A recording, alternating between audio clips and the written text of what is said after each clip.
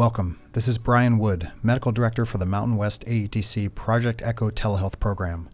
Each of our weekly sessions starts with a short talk focused on issues relevant to HIV clinical medicine. The following talk was recorded live here at University of Washington. We will now take you to this week's talk. Welcome everyone to this week's Mountain West AETC Echo. Really excited for today's session. Thanks for joining us. I know a lot of people are on vacation this time of year, so thank you all for making the time. It might be a little smaller group today, but should be a good discussion. I'll do the talk. You're stuck with me again. I'm going to focus on new drugs and updates on 2 drug studies from the International AIDS Conference. We talked 2 weeks ago about the updated data about dolutegravir neural tube defects, so if you missed that, slides and info should be available. And without further ado, we will dive in here, and then we'll have 3 cases that cover a real wide spectrum of clinical issues and decision making. So thank you all for being here. I have no conflicts or financial issues to disclose, and here's what I'll do. I'll start with updates on 2-drug or dual ART, really focusing on Tango. This was the most highly anticipated one because it's really the first study comparing 2 active drugs to TAF-based 3 active drug ART. All the prior 2 drug studies we've talked about really have been comparisons to TDF, and those were limitations. So the first comparison to TAF-based standard ART, and then I'll do brief updates on this study of dual therapy with boosted Dualis dolutegravir and the study of dolutegravir lamivudine as initial ART, and then I'll turn to a couple of investigational agents that may be coming soon, focusing on this one, Fostemsavir, because it's the furthest along and because it's come up in a couple of different case discussions here, particularly for individuals with multi-class resistance and very few other options. But first, let's talk about 2-drug ART, which is something that has growing support. And you probably know that dolutegravir rilpivirine or Juluca has been approved for maintenance therapy for very highly selected individuals, and now dolutegravir lamivudine or Dovato has been approved for initial therapy. So these new 2 active drug agents are becoming a clinical option. I don't know about you, I'd be curious to hear from the panel as well. The number of prescriptions I've written for those has been incredibly small. I don't think I've written a prescription for dolutegravir lamivudine yet, and my prescriptions for dolutegravir rilpivirine have been pretty few and far between, but we can have a conversation about that afterwards. First, this study called Tango. All the 2-drug studies have these sort of clever names.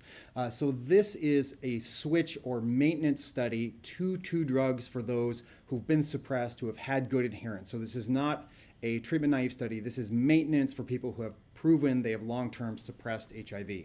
So this is a study, an ongoing phase 3 randomized open-label trial comparing 2 active drugs with dolutegravir 3TC to a TAF-based standard. I put 3 active drug regimen here. Some studies, some reports describe this as a 3 or 4 drug regimen. I think that gets confusing. They say 4 drugs because you can have the booster in there. Really what this is to me is 2 active drugs versus 3 active drugs with TAF as the NRTI. So they enrolled adults with HIV viral load less than 50 copies for at least 6 months on a stable 3-drug standard TAF-based regimen.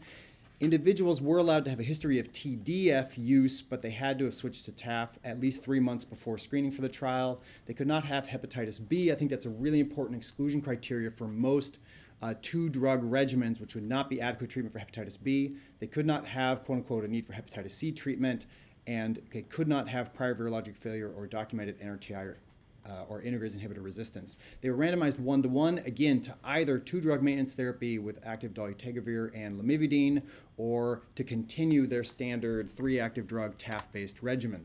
Here are the baseline characteristics. I won't go through all of this, but just to highlight that as with most switch to 2-drug maintenance studies, these are individuals who've been treated for a long time and who generally have very well-controlled HIV with relatively high CD4 counts and suppressed viral loads for an extended period. The baseline 3rd agent here was primarily integrase inhibitor anchor drugs, and most of those were boosted elvitegravir. So for example, most of these individuals were switching from a regimen of Genvoya, then followed by, you can see here, the few who were on NNRTIs. Most of those were rilpivirine, and the very small number who were on a boosted PI, most of those were boosted darunavir. So then here is the punchline in this trial of, I would say, very carefully selected individuals enrolled on TAF-based 3-drug ART, then randomized to either maintenance with dolutegravir 3TC, which again is now available as a single tablet combo. Those who were then compared to the group that stayed on their TAF-based 3-drug ART, really there was non-inferior virologic efficacy at 48 weeks, which a couple key points I put down here. So there were 0 instances of confirmed withdrawal for virologic failure in the dolutegravir 3TC dual therapy arm. There was 1 instance of virologic failure in the TAF-based arm, but that individual clearly had stopped taking their meds. Viral load rebounded to 30,000, then restarted their meds, and at 48 weeks, it was on its way back down, and viral load was about 300, and there was no new resistance. So that was clearly a case of poor adherence, and then looked like that person was going to resuppress back on their meds. No new resistance mutations occurred, so really both arms were very highly active, and for those individuals who were adherent, both arms did very, very well, and the 2-drug maintenance arm did appear to be non-inferior. Now, one of the reasons I think we were really interested in this study is comparing 2 drugs to TAF, because all we had in the past was comparing 2 drugs to TDF-based therapy. And so, of course, in those past studies, the 2 drugs does better in terms of bone toxicity, in terms of proximal tubulopathy. So now what I was really eager to look at is, do 2 drugs here clearly do better than TAF-based 3-drug ART in terms of toxicity? And I'll show you the data we have. I'll give you my interpretation, and I guess I'll just tell you up front that I don't think there was any really clear difference or really significant benefit in terms of toxicity with dolutegravir 3TC. So first, here's the change by serum creatinine and estimated GFR. And while there are some differences here, I think this is really hard to interpret, because remember, this whole group was switched to dolutegravir, which blocks tubal secretion of creatinine and can affect estimated GFR, and not all of these individuals were on an agent that would do that. So this, while there are some differences, I sort of throw out and think is really hard to interpret.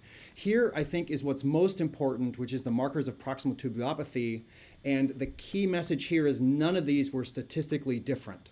So these did not favor either arm in terms of having a benefit to markers of proximal tubulopathy at least over 48 weeks. So here there is no clear significant difference.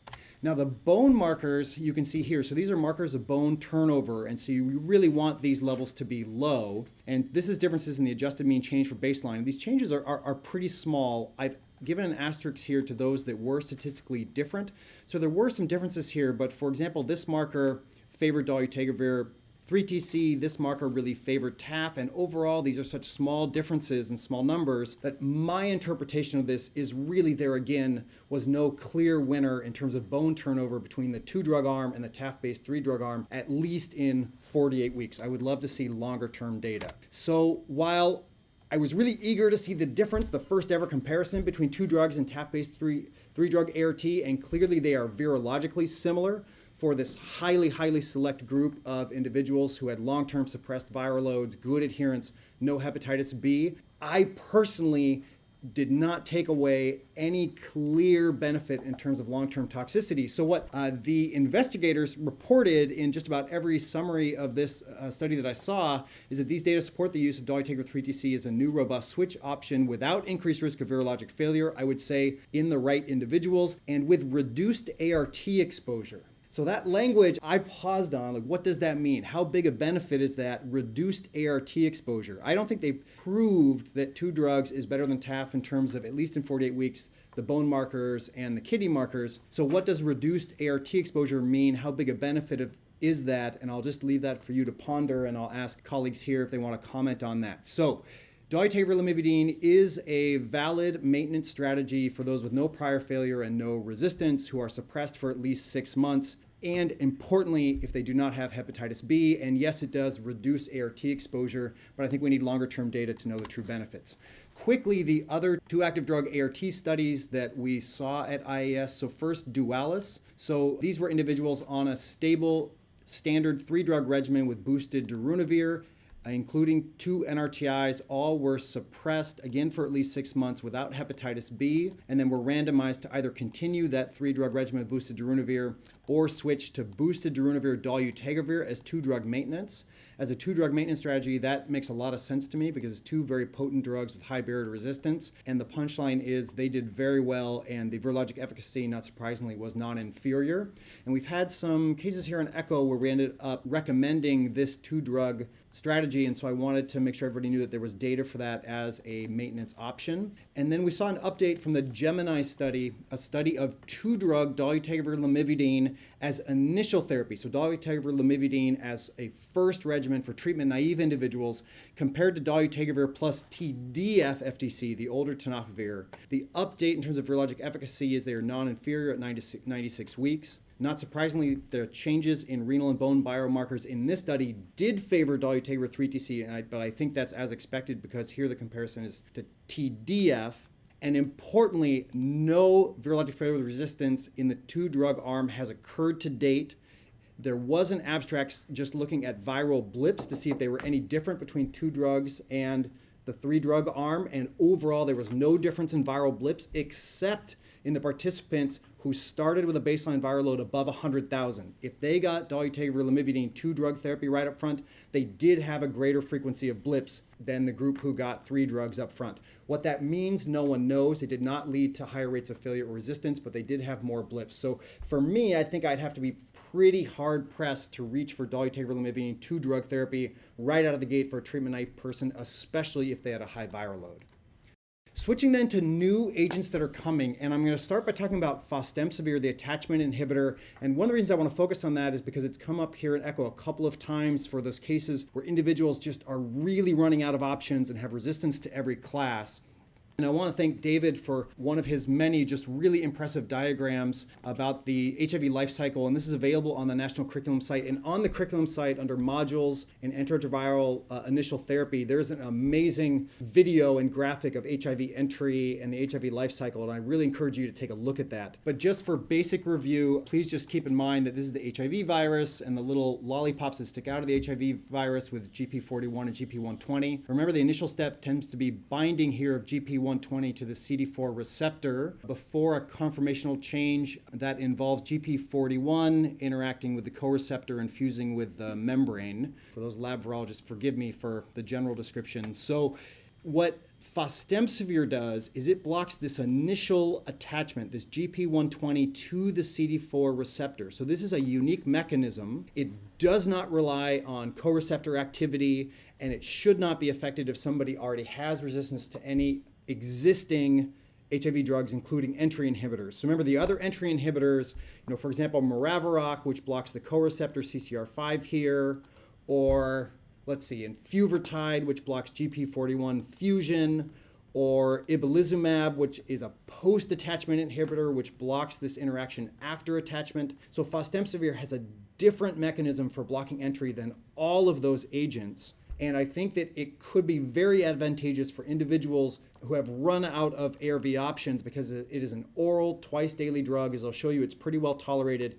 Again, with a unique mechanism, does not depend on co-receptor testing. So here's the study of Fostemsavir that we saw updated at IAS. This is called the BRIGHT study. And unlike the prior trials I showed you, this is a study for individuals with advanced HIV, with very few options, with multi-class resistance. And so here's the enrollment criteria: highly treatment experienced adults failing their current regimen. So everyone had a detectable viral load, multi-class ART resistance, at least one fully active agent, but unable to construct a viable regimen from the remaining agents available. So these individuals were randomized initially to get Fostemsavir 600 milligrams BID added to their failing regimen versus placebo added. They just did that for 8 days. We already saw that data, and not surprisingly, the Fostemsavir arm did better. And then everyone was funneled into this arm that got Fostemsavir 600 milligrams orally twice daily, plus an optimized background regimen. And that basically just means the most active combination of other drugs possible, even drugs that are not fully active.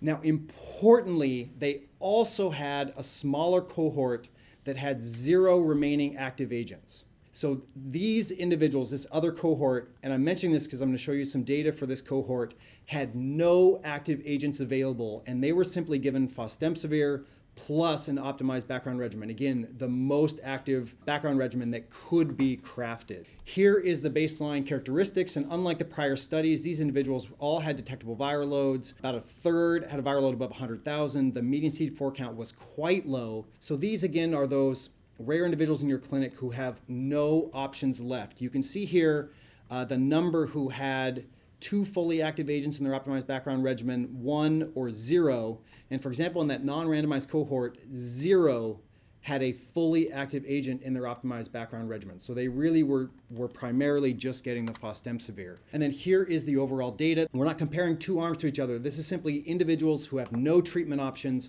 How well did they do at 96 weeks? So you can see the randomized cohort here and the non-randomized cohort. Again, these were those with 0 active agents available. And then you can see their rate of viral suppression to less than 40 copies here in the intention to treat arm. And in the observed arm, you can see here for these very difficult to treat individuals, 80% or so in the randomized cohort and 60% or so in the non-randomized cohort, suppressing at 96 weeks. I think overall, given how difficult to treat these individuals were, this is very impressive. You can see here the median CD4 count increases, and overall Fostemsavir was very well tolerated. The most common side effects were nausea, diarrhea, and headache, but really there were very few, if any, withdrawals for side effects. These were generally mild and not reported by very many participants. So the conclusion of the investigators is that these results support continued development of Fostemsavir as an important treatment option for heavily treatment-experienced people living with multi-drug resistant HIV. So this was a phase 3 study, 96-week data. I would anticipate an application, a new drug application for Fostemsavir will be submitted soon, but it has not been yet. I haven't heard any timing about that, and I don't know why. Then to wrap up, one other new drug to mention because it made some headlines and because I think it is very interesting and because it now has a name. So this drug, and this is the soy sauce drug we've talked about before. So initially discovered by a soy sauce company in Japan, and then sold to a drug company here. It now has the name Islatravir. So this is a NRTTI, and I'm waiting for David to make a really nice diagram of what that means compared to an NRTI. And as best as I can gather, this drug acts somewhat similarly to an NRTI with a couple of key differences. So chemically, it's a little different. It has a 3' hydroxyl group, whereas all the existing NRTIs do not. And it does incorporate itself into the chain and stops the process of reverse transcription, but it does so by blocking several different steps and in a slightly different mechanism than the current NRTIs do. And I'm going to leave it generally like that because it is confusing and I won't pretend I fully understand it. Interestingly, this drug is very potent, has a very high barrier to resistance. Lab data show it is fully active in the setting of certain NRTI resistance mutations like TAMs. And most importantly, it has a very long intracellular half-life, approximately 120 hours in healthy volunteers. So this is being studied as a once daily oral pill, but may also have potential as a once weekly or once monthly oral pill, or with different delivery mechanisms with even less frequent dosing. And so I'll just end by showing you these 2 studies, one for treatment, one for prevention. So Drive to Simplify was a trial that enrolled treatment-naive individuals and randomized them to either get 3 drug therapy up front with Islatravir, this investigational drug, plus doravirine. So remember, DOR for doravirine, not darunavir, plus lamivudine as initial ART, or the other arm got doravirine TDF3TC, and at 24 weeks, the 2 arms did fine. And then what they did is this group getting 3 drug therapy with Islatravir, doravirine, 3TC were then randomized to different doses of Islatravir plus doravirine as 2 drug maintenance therapy, and they all did great. So this could be a new option for 2 drug maintenance therapy as we were talking about. But then what made headlines in the New York Times, and this photos from the New York Times, was this version of Islatravir developed into a drug-eluting polymer implant, so importantly being developed by the same company that makes Nexplanon. And so this implant has been compared to Nexplanon. It's supposed to be very, very similar. It's described as the size of a matchstick. So this implant was given subdermally for 12 weeks to 12 healthy volunteers, then removed, and levels of Islatravir were simply monitored for several weeks after that, and the drug stayed at relatively high levels to the point that modeling predictions suggested this could function and could be successful as a once yearly implant for HIV pre-exposure prophylaxis. And that's what made headlines, got people very, very excited. So new drugs coming, new data for 2-drug therapy. I am way over my time, and I will stop there and see if there's any questions before we go to cases. Thank you for watching this edition of the Mountain West AETC Project Echo Didactic Series. If you like this talk, please click the red subscribe button and please check out other talks in our series. Until next time, this is Brian Wood, Medical Director, signing off.